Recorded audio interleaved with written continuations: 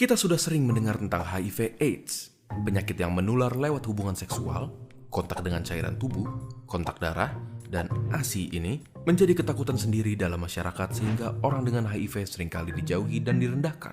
Terdapat stigma tertentu di mana seseorang yang terdiagnosis HIV sama saja dengan divonis mati. Tetapi, apakah benar demikian?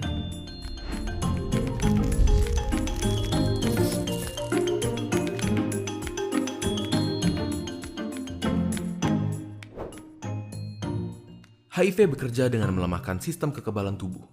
Virus ini bekerja perlahan dan sulit untuk mendeteksi gejala awalnya, dan hanya dapat diketahui dengan tes laboratorium pada tahap awalnya.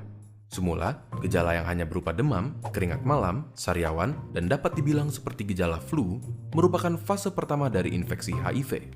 Pada fase kedua, virus berkembang biak secara perlahan tanpa memberikan gejala sama sekali. Rata-rata infeksi HIV berkembang menjadi AIDS, Acquired Immunodeficiency Syndrome, yaitu fase ketiga di mana kekebalan tubuh sangatlah lemah sehingga kuman yang ada di sekitar kita dapat dengan mudah masuk ke tubuh tanpa perlawanan yang berarti.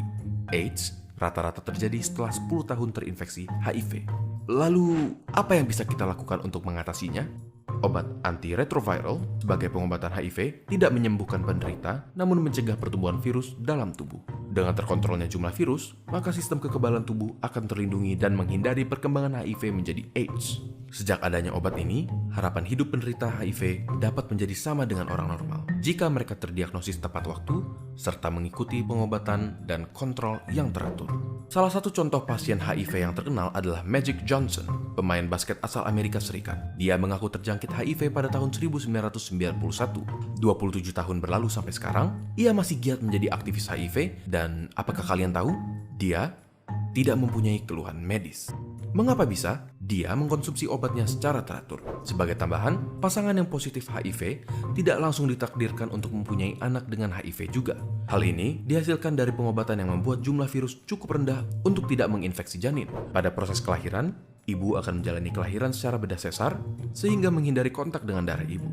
Setelah itu, bayi yang baru lahir akan diberikan antiretroviral therapy untuk mencegah kemungkinan virus yang masuk saat kelahiran. Hasilnya, dalam situasi seperti ini, kesempatan bayi untuk tertular HIV dari orang tuanya diperkirakan kurang dari 1 dari 100. Memang kesetiaan berobat adalah kunci untuk menghindari perkembangan infeksi HIV menjadi AIDS. Tetapi, stigma sosial yang ada menghalangi keberanian penderita untuk datang berobat rutin. Mungkin hal ini dapat diubah dari masing-masing diri kita sendiri. Memberikan dukungan dapat merubah begitu banyak kehidupan para penderita HIV untuk berani berobat dan menjalani hidup yang lebih baik. Setelah mendengar ini, apakah menurut kalian ada harapan untuk melawan HIV?